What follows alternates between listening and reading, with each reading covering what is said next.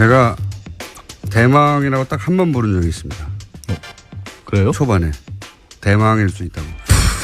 그러나 그날 바로 중망으로 바꾸고 소망으로 바꾸고 중소기업이듯이 중소망으로 제가 일단 당분간은 중소망 양지열 변호사님 나왔습니다. 참 창의적이십니다. 안녕하세요. 양지열입니다. 아니 이렇게 하셔야죠. 안녕하십니까. 중소망 양지열입니다. 아니 어느 분이 예. 이렇게 붙여주시더라고요. 악마왕. 악마왕. 악마왕은 너무 약해요? 약한 게 아니고요. 악마 중에서도 왕이라고 하면 대단히 강한 캐릭터니까 그 정도까지는 안 됩니다. 중소마왕 뭐 또는 영세마왕. 영세마왕. 영세. 잠깐 여기서 영세는 네. 영세교처럼 영원히 간다는 영세예요? 아니면 좀 또는 뭐 이런 것도 있어. 구멍마왕. 구멍가게 나 왜 웃고 있지? 미치겠다. 예. 자, 마음대로 하십시오. 중소망. 오늘은 이제 아무래도 검찰, 법원, 기타 등등 관련해서 가장 주목받고 있는 사건은 이제 이 국민의당에서 증거를 조작한 이게 이제 전대매문이라고 제가 표현한 이유는 뭐냐면 물론 과거에도 신뢰받을 수 없는 나중에 보니까 많죠. 많았죠. 네, 많았죠. 이번 선거에서도 많았었고. 근데 이제. 당내 자체 제작은 이거는 자체 보통은 이제, 연기자를 섭외한다든가 외부에 누군가를 회유한다든가 등등인데 자체 제작의 경우는 제가 생각해 보니까 없죠. 없었죠. 네. 하다못해 김대엽 사건 같은 경우도 외부 조작이었었죠. 그러니까 이제 선수를 섭외하는 거거든요. 용역을 되게 주는 편이었는데 그러니까 용역이 아니라 경우는 이제 간의 수공업 수준이었어요. 사실 생각해 보면 그러니까요. 뭐 카카오톡 메신저라든가 녹음 같은 경우도 직접 한 것이고 기술의 발달의 덕분으로 많은 것들을 스스로 할 수 있게 된 것이라고 봐야 될지 아니면 이제 당 자체가 워낙 그 환경이 열악했기 때문이라고 봐야 될지는 잘 모르겠어요. 근데 너무 급했기 때문에 그럴 수도 있고 본인도 벤처 기업을 운영했던 뭐 IT 출신 업체의 사람이었기 때문에 아니 저기 아시잖아요. 그 대통령상까지 받았잖아요. 창조경제 대통령상까지. 벤처망. 아니 아무데나 막 갖다 붙이지 말고 좀. 스타트업망. 오늘 몇 개야 얘기가. 네, 신생망. 예. 예. 알겠습니다. 골목상권망. 애들 중소망을 하고요. 예, 일단 그렇게 하고 제가 중요한 게 아니에요. 사실은. 예. 지금 상황이. 자, 이게 혐의가 법적으로는 어떤 걸 위반한 겁니까? 공직선거법상 허위사실 공표죄를 당장 적용을 할 수가 있겠죠. 그리고 일단 문유정 씨에 대한 거를 적용을 했기 때문에 네. 후보자 가족 비방죄도 갈 것 같아요. 후보자 비방죄. 왜냐하면 직계 비속에 대한 허위사실 유포가 들어가기 때문에. 저희는 공직선거법상 허위사실 유포와 관해서는 굉장히 조용히 마음이 아프시죠? 저보다 더 전문가일 것 같아요. 굉장히 조용하게 이거 보통 변호사들은 이거 다룰 기회가 많지는 않거든요. 예. 예. 저는 뭐 지난 10여 년 가까이 굉장히 조용하게 근데 아니 근데 뭐 전문가로서 갑자기 제가 부끄러워지기도 하고 여태까지 다뤘잖아요. 이거 내리 다뤘을 텐데 저 불러서 무슨 얘기를 하겠다고 법적인 걸 한번 따져보자는 거죠. 따져봤을 것 같은데 이미. 저는 따져봤어요. 그러니까 제 경험상 이것은 실형은 명백합니다. 최소한 3년 정도까지는 가능할 거 이미 드러난 사실만으로도. 최소한 3년 맞습니다. 책임의 범위가 어디까지 갈 것이. 이건 집행유예가 안 나옵니다. 후보자 비방죄 같은 경우는 7년 이하거든요. 예. 네, 후보자 비방죄는 7년 이하고 공직선거법상 허위사실 유포만 가도 5년 이하고. 근데 보통 이런 게 이제 벌금형이 나오기도 선거법 같은 경우는 벌금형도 많이 나오고. 근데 집행유예도 죄질이 너무 좋지 않아요. 여러 가지. 집행유예도 많이 나오지만 이것은 근데 이제 그런 경우에 본인이 정말 그걸로 진실을 믿었을 수도 있고 나중에 밝혀진 게 허위라 하더라도 뭐 여러 가지 정상 참작의 경우가 있을 수 있는데 아니 왜 그러냐면 아까 얘기를 했던 정말 어이없게도 얘기했던 게 뭐 간의 수고범이나 자체 제작이나 이런 얘기를 했던 이유가 보통은 밖에서 들어온 얘기 찌라시로 어디 떠도는 얘기 이런 것들을 그냥 정말 사실인 것처럼 우리로서는 어쩔 수밖에 없었다. 믿을 수밖에 없는 정황이 있었다. 라는 식으로 핑계를 대가면서 얘기를 했다가 법정에 서게 되는 경우에 그때 이제 그런 사정을 참작을 해서 집행유예나 벌금형으로 끝나는데 그렇죠. 이거는 아니잖아요. 명백한 허위임을 알면서도 스스로. 심한 고의죠. 고의로 따지면. 아니, 법적으로 없는 용어입니다. 심한 고의는. 아니, 이제 이 말씀은. 많이 고의. 이 말씀은 드려야 될 것 같아요. 몹시 고의. 이게 앞으로 따져볼 분야가 이은미 씨 본인은 정말 몹시 고의가 맞아요. 근데 우리가 고의라는 게 이제 미필적 고의라는 부분도 있지 않습니까? 네. 분명히 사람이 이런 일을 벌이게 됐었을 경우에는 사람이 죽을 수도 있겠다. 하지만 어쩔 수 없다. 그냥 뭐 죽으라고 해. 이러면서 했었을 때 미필적 고의라고 하잖아요. 네. 그리고 혹시라도 설마 그럴 리가 없어라고 생각을 했는데 그게 사고로 이어졌을 때는 과실 수준인 거고. 네. 그래서 형사처벌을 가게 될 경우에는 이게 혹시 가짜일 수도 있겠지만 지금 상황에서는 어쩔 수 없다는 생각을 가지고 안 그러면 내 유포했다면 생명이 위험해. 그렇죠. 네. 그런 정도가 되면 정말로 정서 참작을 합니다. 그 조작을 적극적으로 하지 않았더라도 여전히 형사처벌 받을 가능성이 있는데 네. 이유미 씨 이외에 나머지 사람들에 대해서 관련된 사람들도 지금 보면 미필적 고의는 있었던 게 아니냐는 수준까지 지금 올라가고 있거든요. 네. 여러 가지 정황상. 왜냐하면 이유미 씨가 본인이 만들어낸 다음에 어제 일부 언론에서 이미 이제 그 이용주 당시 공명선거 추진 단장이 이유미 씨와 이준서 최고위원과 주고받은 카카오톡 내용들을 공개를 했어요. 네. 그 공개한 내용에 봐도 언론에 공표하고 난 다음부터 바로 이유미 씨가 이제 더 이상 이거 가지고 떠들면 안 되는 게 아니냐. 네. 그만했으면 좋겠다라는 그 사실대로 말해야 되는 거 아니냐 이런 얘기 나와요. 그런 얘기도 나온단 말이에요. 네. 그러면 뭔가 알았거나 아니면 네. 최소한 이게 문제가 있다는 걸 알면서도 국민의당에서 지속적으로 이 부분을 유지를 했단 말이에요. 적어도 이준서 이제 저는 물론 오프닝에서도 얘기했는데 오늘 브리핑할 때 다른 사건하고는 다르게 보통은 카톡의 신뢰성을 많이 주는데 둘만의 대화니까. 그런데 이번에는 그런 일은 직후에 바로 고소고발이 있었기 때문에 자신들의 카톡이 나중에 법정의 증거물로 채택될 수도 있다는 사실을 안 상태에서 카톡을 했단 말이죠. 그렇죠. 그렇기 때문에 그 카톡도 전적으로 신뢰할 수는 없다. 아니 그런 전적으로 신뢰할 수 없는데도 그 내용에서도 그런 정도가 나온다라면 네. 그리고 이제 특히 고소고발 이후에 지금의 상황에서 어떤 메시지 그러니까 검찰이 수사가 들어간 이후에는 어떤 메시지를 주고받았는지는 아직도 공개를 안 했어요. 네. 국민의당 측에서도. 그러면 그 상황 대비를 어떻게 했냐가 좀 궁금할 수밖에 없잖아요. 왜냐하면 이유미 씨가 언론에 보낸 메시지에서 왜 당이 나에게만 책임을 물으려 하느냐라는 식의 메시지를 보냈고 네. 그러면 그 사실이 알려진 뒤에 국민의당 측에서 뭔가 주고받은 내용도 있을 거 아니에요. 물론 있겠죠. 네, 그 내용은 모르고 있는 거예요. 지금 현재까지로는 어쨌든 이유미 씨와 이준서 씨가 둘 중에 한 사람은 사실대로 말하지 않고 있다. 그렇죠. 라고 보는 건데 이럴 경우에 이제 추론법이라는 게 이런 거거든요. 둘 중에 거짓말을 해서 얻는 이익이 누가 더 크냐. 물론 그건 법적으로 뭐 명확한 증거가 될 수는 없지만 추론을 가져온 과정에서 이런 생각을 해보게 되잖아요. 당연히. 그리고 이제 그게 정황 증거로 따질 때인데 사람이 아까 제가 왜 미필적 고의를 말씀을 드렸냐면 사람이 머릿속에서 무슨 생각을 하는지 우리는 알 수 있는 방법이 없습니다. 그렇기 때문에 주변 정황들로 따져서 이 정도 상황이라면 같이 가담을 했거나 아니면 최소한 뭔가 문제가 있다는 것을 알면서도 그냥 참고 넘어갔다. 눈앞에 보이는. 그리고 카톡도 역시 특수하게도 이번에는 일이 있자마자 고소고발이 있어서 그 이후에 카톡이 있었던 거거든요. 그렇죠. 사실은. 예. 그러면 이 카톡이 나중에 이게 털릴 수도 있다. 예? 공개될 수도 있다는 걸 전제하는 걸 계속 염두에 두고 썼을 수 있기 때문에 예를 들어서 당신도 알잖아요 하는 내가 사실대로 말해야 된다는 멘트에 대해서 무슨 소리죠? 라는 것도 알면서도 무슨 소리도 했을 수도 있는 정황이거든요. 그러면 제가 궁금한 건 이제 그 추론으로 누가 더 이익이냐 거짓말을 했을 때 생각해 보자면 이제 이럴 경우 있지 않습니까? 이유미 씨가 나 혼자 한 게 아니라는 식의 문자도 남겼고 그런 주장을 한다고 했을 때 만약에 이유미 씨가 다른 사람을 끌어들여서 얻는 이득이 뭐냐 이거예요. 그럴 경우에 이득은 자신은 종범이 되는 거니까. 그렇죠. 형량도 좀은 가벼워질 수 있죠. 조금은. 당연히. 하지만 면제될 수는 없어요.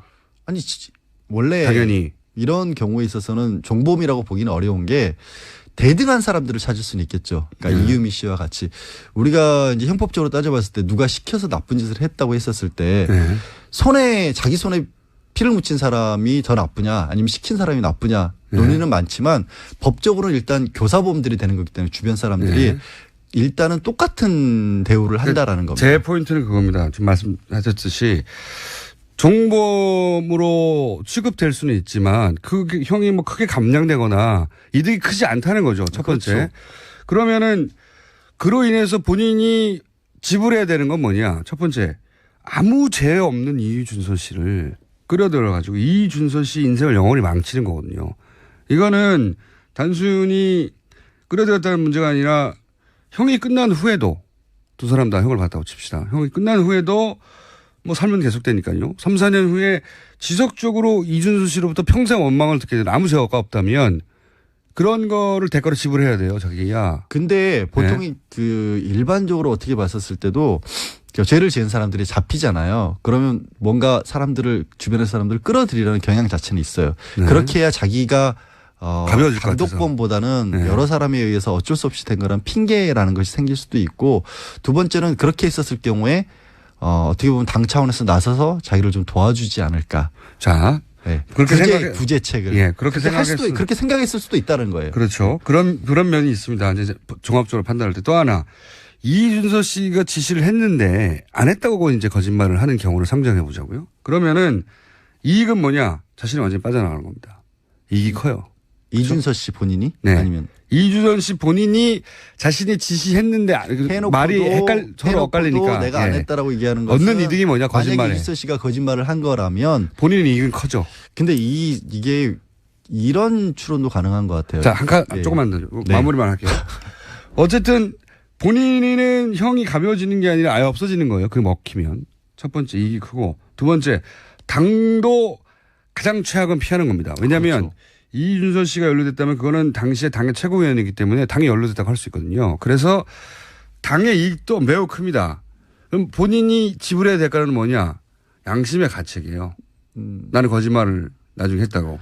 그러니까 제 말은 뭐냐면 물론 이걸로 무슨 정확한 답을 얻을 수는 없는데 양자 간의 거짓말로 얻을 수 있는 이득이 누가 더 크냐 혹은 피해가 누가 크냐 하는 비교는 해볼 수 있다는 거죠. 그거는 뭐 비교할 바도 아니죠. 비교할 것도 아닌 게 당연히 이준서 씨가 거짓말을 해서 그 거짓말이 통하는 편이 만약에 거짓말이라면 거짓말이 통하는 편이 모두에게 굉장히 크죠. 근데 그냥 보통 글자 그대로 이제 언론에서 표현할 때 이럴 때 꼬리 자르기라고 하는 게 그래서 나오는 거 아니겠습니까? 이은미 씨에게 우리가 모두 다 당했다라고 한다면 뭐 도덕적인 지탄이라든가 정치적인 책임 논란은 있을지언정 형사처벌은 아무도 안 받게 되는 거죠. 이은미 씨 본인만 빼놓고. 그러니까 이걸로 정확한 답은 얻을 수 없지만 보통 실익이 누가 크냐를 가지고 정황을 추정해 보는 경우도 있으니까 제가 한번 해본 거고요. 자 최저망 해보세요. 계속. 또 최저망이. 최저가가 갑자기 생각나요. 진짜. 밖에 지금 저 PD랑 작가들이 드라파 계속 뭐 생계형 마왕, 노전망 이딴 식으로 지금 글자 써서 보내니까 자꾸 이상한 아이디어를 받는 거 아니에요. 노전망. 리어카망 어떻습니까? 리어카망. 지원 거부하겠습니다. 근데 지금 말씀하신 부분이 왜 가능성이 있냐면 이런 거를 직접적인 지시를 하는 경우는 없어요. 만약에 지시를 했더라도 증거를 이렇게 저렇게 만들어 와라라고. 바보가 아닌 이상. 정말로 그런 걸 더더군다나 증거까지 남겨가면서 그런 걸 하더라도 말로 하죠. 어제 말로. 검찰에서 압수수색을 했지만 자택이나 사무실에서도 저는 100% 나올 건 없다라고 저도 봐요. 생각합니다. 다만 이렇게 얘기를 했을 50일을 준비할 수 있었는데요. 아니 그전에도 안 했을 거예요. 없앴다는 게 아니라 아예 안 했을 거예요. 뭐냐면 그런 가능성이 크죠. 당이 지금 이러저러한 상황을 겪고 있고 이미 당신이 뭐 이런 얘기를 알고 있는 게 누구 없느냐라는 식으로 끊임없이 속된 말로 쫙겠죠. 그럼 뭔가를 들고 왔었을 때 그거에 대한 검증 절차 없이 그냥 덜컥 우리는 이 사람이 갖고 왔으니까 물었다라는 생각을 가지고 그냥 공개를 했을 수는 있죠. 그리고 이런 것도 있습니다. 본인이 자기 스스로를 나중에 그렇게 분명히 했음에도 불구하고 자기를 스스로 속일 수도 있어요. 믿어버리는. 그 거짓말이라고 하는 게 원래 그래요. 그 시간이 지나고 나면 왜 우리가 위증죄라는 것을 기억에 반하는 것을 처벌하냐면 보통 기억은 방판왕 나왔습니다. 방판왕망. 왜 문자 소개 평소에 하지도 않으면서 문자까지 읽고 있어. 방파. 사람 하나를 이렇게까지 인격적으로 지금 저희가 참 유치해요, 그렇죠? 유치해서 아주 좋아요. 저는 사실은 이거로 오다가 이미 소개는 다 됐었고 끊임없이 다뤄지는 가운데 왜 그 누구도 국민의당에서도 문준영 씨에 대해서는 제대로 된 사과를 하는 모습을 찾을 수가 없어요. 피해자한테는. 그러니까 저는 그게 제일 화가 나요. 진짜로. 왜 다른 모든 사안은 피해자 중심으로 얘기하는데 왜 이 사안은 그렇게 얘기 안 하는지 모르겠어요. 그러니까요. 지금 문준영 저는 정말 화가 나더라고요. 처음에 알았을 때부터 누가 어떤 것보다 관심을 떠나서 문준영 씨 무슨 죄가 있어요. 계속해서. 문준영 씨에게 감정이입을 하셨어요? 아니 아버지 잘못 만난 죄밖에 없는 거잖아요. 아니 그거를 그리고 저 국민의당에서도 들었을 때 중소망이다 보니까 예. 평소 나도 시달리다 보니까 그 그런가? 대기업 망들에 시달리다 보니까 약자의 감정이 임하셨군요. 아니 네. 지금 특검 얘기를 꺼내는 순간 무슨 생각이 드냐면 특검이라고 하는 유사 망도 나왔어요. 아 진짜 문자 그만 읽으시라고. 망으로까지는 말할 수 없다. 아우 정말 유치해. 유치해서 좋아요. 아니 그러니까 또 하나 있습니다. 그것도 동의하고요. 네. 제가 이 얘기 끝낼게요. 특검이라는 얘기를 국민의당에서 꺼냈는데 박지원 전 대표가 특검이라고 하는 것은 고위공직자의 비리나 의혹에 대한 것을 일반 검찰에서 맡길 수가 없기 때문에 검찰의 영향력을 행사할까 봐 그 바깥에서 별도의 검찰을 설치를 해서 수사를 하자는 거 아니에요. 전제가 고위공직자의 비리 의혹인데 일단 그 당시에 받았을 때 문재인 현재는 대통령이지만 그때 당시 대통령도 아니었고 후보였고 더구나 문재인 씨는 그냥 민간인이라고 봐야 되는 거죠. 그 특혜를 받았을 즈음에는 그래요. 민정수석이었을까요? 민정수석이었기 때문에 특혜를 받았다고 치면 과연 그때 당시에 알잖아요. 그러니까 박지원 전 대표도 그러니까 제가 서운한 건 뭐냐면 우리도 정치인들도 주변 사람들께 평판이라는 게 있지 않습니까? 서로 자기네들끼리는 다 안단 말이에요. 솔직히 우리도 뒷담화라고 하는 얘기들이 있잖아요. 그리고 그런 일이 벌어질 만한 상황인지 아닌지를 뻔히 알 만한 사람들이 국민의당 내부에 있었을 거예요. 그러면서도 불구하고 문희정 씨에 대해서 그렇게 집요하게 물고 넘어졌고 그런 일이 이어지다가 마지막에는 결국에는 찾다 어떻게 보면 강요 내지는 밑에 사람들로서는 뭐라도 한 건 해야 될 만한 분위기가 만들어졌으니까 이유미 씨가 이런 일까지 저지른 게 아니라는 생각을 저는 벗어날 수가 없어요. 그게 너무 화가 나요, 진짜. 자, 그럼 법적인 부분만 정서적 토론을 그만하시고요. 죄송합니다. 감정입이 자꾸 법적인 부분 요거 하나 궁금합니다. 뭐냐면 제가 이제 어제부터 계속 주목하는 부분인데 그 내용 녹취 내용에 보면 이유미 씨가 개인으로 알 수 없는 내용들이 있어요. 예.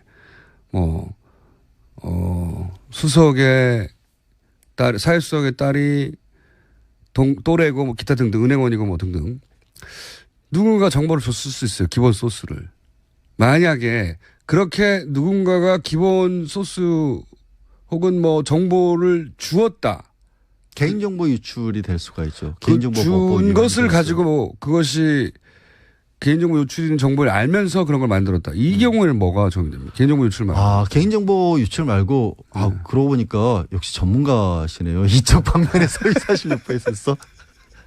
거기서 검찰이 수사에 어떻게 보면 실마리를 찾을 수 있을 것 같아요. 저는 왜냐하면 조작을 할 수 있었다는 건 조작의 근거 사실을 줘야 되고 이유미 씨가 그거를 알 수 있었을 만한 위치에 있지 않잖아요. 그렇죠. 본인도 공무원도 그럼 아니고. 알 만한 사람이 누군가 줬다는 알 만한 사람이 누군가 그 루트를 타면 되거든요. 시나리오의 소재를 제공을 해준 거거든요. 그러면 이런 기본적인 사실들을 당에 내지는 이유미 씨에게 쭉 뿌리고 이런 것들을 알 만한 사람을 찾아봐라고 지시한 사람이 누구냐라고 알 수 있겠죠. 그걸 갖다 준 사람이 있고요. 네.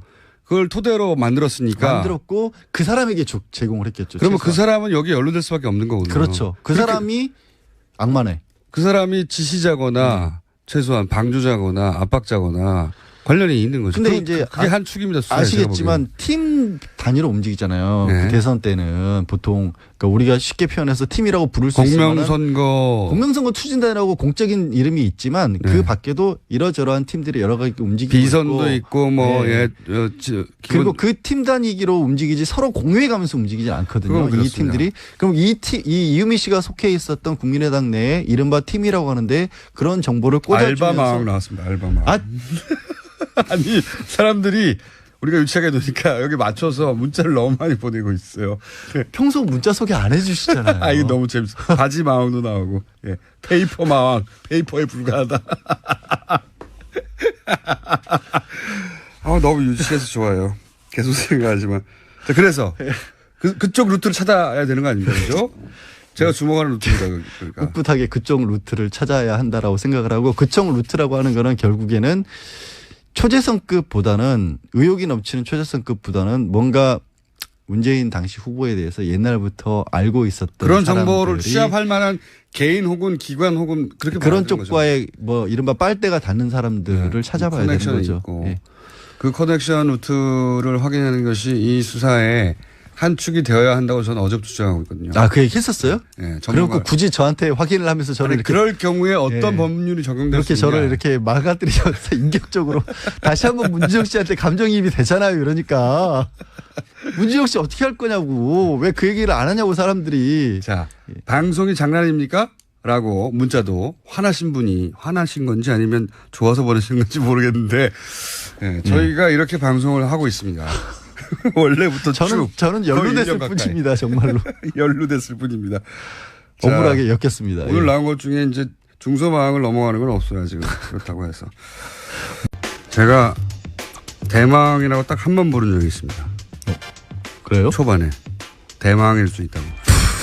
그러나 그날 바로 중망으로 바꾸고 소망으로 바꾸고 중소기업의 뜻이 중소망으로 제가 일단 당분간은 중소망 양지열 변호사님 나왔습니다. 참 창의적이십니다. 안녕하세요. 양재루입니다. 아니 이렇게 하셔야죠. 안녕하십니까 중소망 양지열입니다. 아니 어느 분이 예. 이렇게 붙여주시더라고요. 악마왕. 악마왕. 어.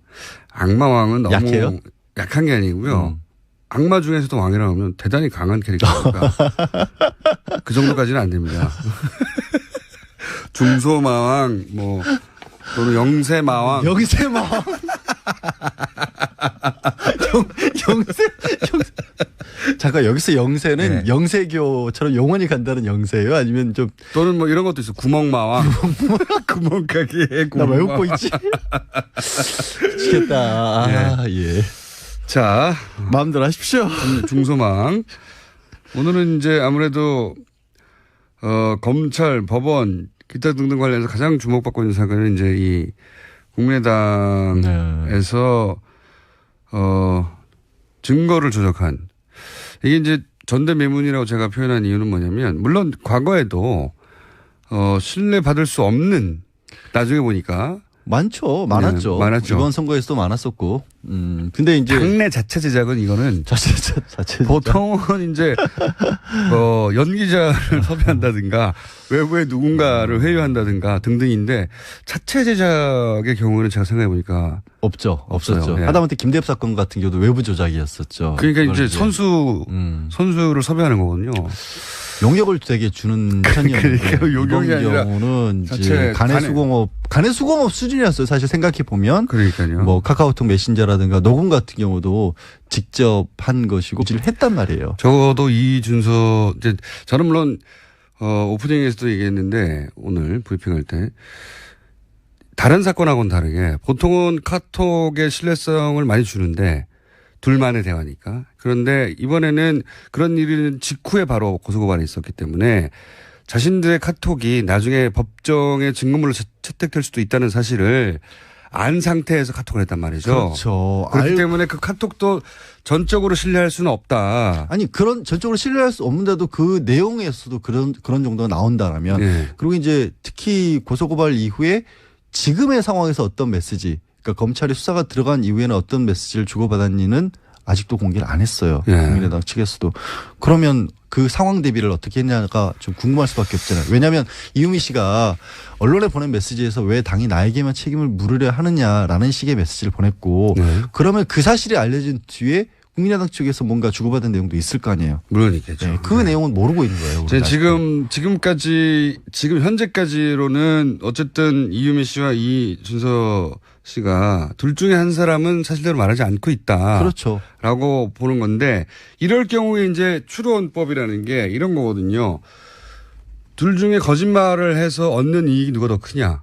물론 그건 법적으로 뭐 명확한 증거가 될 수는 없지만 추론을 가져온 과정에서 이런 생각을 해보게 되잖아요. 당연히. 그리고 이제 그게 정황 증거로 따질 때인데 사람이 아까 제가 왜 미필적 고의를 말씀을 드렸냐면 사람이 머릿속에서 무슨 생각을 하는지 우리는 알 수 있는 방법이 없습니다. 그렇기 때문에 주변 정황들로 따져서 이 정도 상황이라면 같이 가담을 했거나 아니면 최소한 뭔가 문제가 있다는 것을 알면서도 그냥 참고 넘어갔다.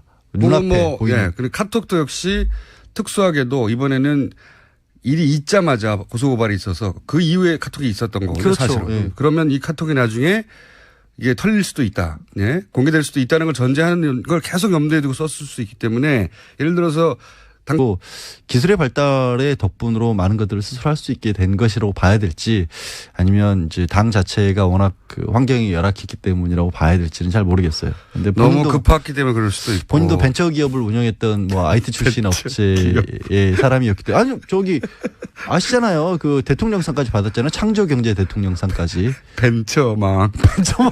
아니 아무데나 막 갖다 붙이지 말고 좀. 스타트업망. 오늘 몇 개야 얘기가. 예, 신생망. 예. 예. 알겠습니다. 골목 상권망. 골목. 애들 중소망을 하고요. 예, 예, 일단 그렇게 하고 제가 중요한 게 아니에요, 사실은. 예. 지금 상황이. 자, 이게 혐의가 법적으로는 어떤 걸 위반한 겁니까? 공직선거법상 허위사실 공표죄를 당장 적용을 할 수가 있겠죠. 그리고 일단 문유정 씨에 대한 거를 적용을 했기 때문에 네. 후보자 가족 비방죄도 갈 것 같아요. 후보자 비방죄. 왜냐하면 네. 직계 비속에 대한 허위사실 유포가 들어가기 때문에. 저희는 공직선거법상 허위사실 유포와 관해서는 굉장히 조회가 마음이 아프시죠? 저보다 더 전문가일 것 같아요. 굉장히 왠지. 조회가 이거 보통 변호사들은 이거 다룰 기회가 많지는 않거든요. 예. 예. 저는 뭐 지난 10여 년 가까이 예. 굉장히 조회가 근데 아니 근데 뭐 전문가로서 갑자기 제가 부끄러워지기도 하고 여태까지 다뤘잖아요 이거. 네. 내리 다뤘을 텐데 저 불러서 무슨 얘기를 하겠다고. 법적인 걸 한번 따져보자는 거죠. 따져봤을 것 같은데 이미. 저는 따져봤어요. 제 경험상 이것은 실형은 명백합니다. 최소한 3년 정도까지는 가능할 거 이미 드러난 사실만으로도. 최소한 3년 맞습니다. 책임의 범위가 어디까지 갈 것이. 이건 집행유예가 안 나옵니다. 후보자 비방죄 같은 경우는 7년 이하거든요. 예. 예, 후보자 비방죄는 7년 이하고 공직선거법상 허위사실 유포만 가도 5년 이하고. 근데 보통 이런 게 이제 벌금형이 나오기도 선거법 같은 경우는 벌금형도 많이 나오고. 근데 집행유예도 죄질이 너무 좋지 않아요. 여러 가지. 집행유예도 많이 나오지만 이것은 근데 이제 그런 경우에 본인이 정말 그걸로 진실을 믿었을 수도 있고 나중에 밝혀진 게 허위라 하더라도 뭐 여러 가지 정상 참작의 경우가 있을 수 있는데 당신도 알잖아요 하는 내가 사실대로 말해야 된다는 멘트에 대해서 무슨 소리죠? 라는 것도 알면서도 무슨 소리도 했을 수도 있는 정황이거든요. 그러면 제가 궁금한 건 이제 그 추론으로 누가 더 이익이냐 거짓말을 했을 때 생각해 보자면 이제 이럴 경우 있지 않습니까? 이유미 씨가 나 혼자 한 게 아니라는 식의 문자도 남겼고 그런 주장을 한다고 했을 때 만약에 이유미 씨가 다른 사람을 끌어들여서 얻는 이득이 뭐냐 이거예요. 그럴 경우에 이득은 자신은 종범이 되는 거니까. 그렇죠. 형량도 좀은 가벼워질 수 있죠. 조금은. 당연히. 하지만 면제될 수는 없어요.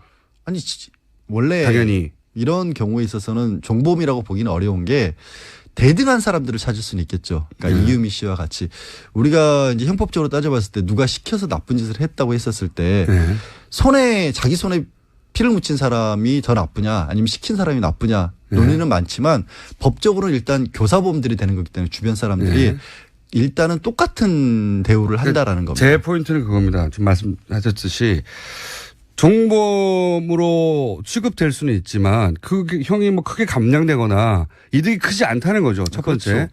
그러면은 그로 인해서 본인이 지불해야 되는 건 뭐냐. 첫 번째. 아무 죄 없는 이준서 씨를 끌어들여 가지고 이준서 씨 인생을 영원히 망치는 거거든요.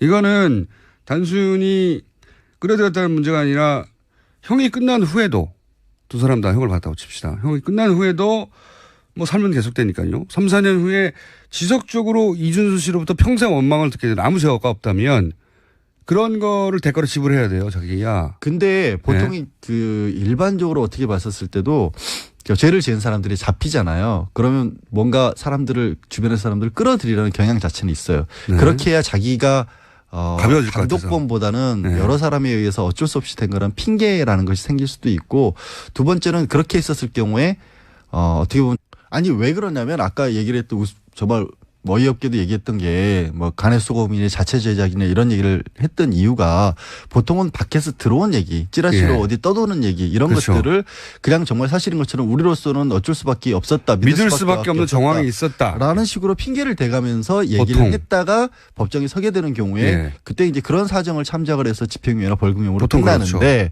이거는 아니잖아요. 명백한 허위임을 알면서도 스스로. 심한 고의죠. 고의로 따지면. 아니 그 법적으로 없는 용어입니다. 심한 고의는.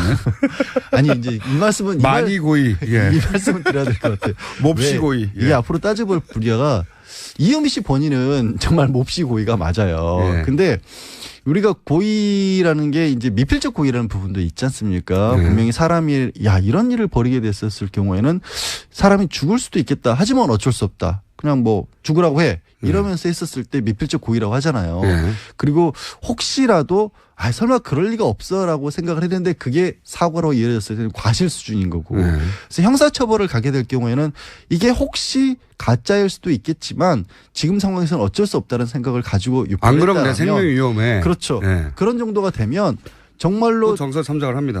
그 조작을 적극적으로 하지 않았더라도 여전히 형사처벌 받을 가능성이 있는데 네. 이유미 씨 이외에 나머지 사람들에 대해서 관련된 사람들도 지금 보면 미필적 고의는 있었던 게 아니냐는 수준까지 지금 올라가고 있거든요. 네. 여러 가지 정황상. 왜냐하면 이유미 씨가 본인이 만들어낸 다음에 어제 일부 언론에서 이미 이제 그 이용주 당시 공명선거 추진 단장이 이유미 씨와 이준서 최고위원과 주고받은 카카오톡 내용들을 공개를 했어요. 네. 그 공개한 내용에 봐도 언론에 공표하고 난 다음부터 바로 이유미 씨가 이제 더 이상 이거 가지고 떠들면 안 되는 게 아니냐. 네. 그만했으면 좋겠다라는 그리고 사실대로 말해야 되는 거 아니냐 이런 얘기 나와요. 그런 얘기도 나온단 말이에요. 네. 그러면 뭔가 알았거나 아니면 네. 최소한 이게 문제가 있다는 걸 알면서도 국민의당에서 지속적으로 이 부분을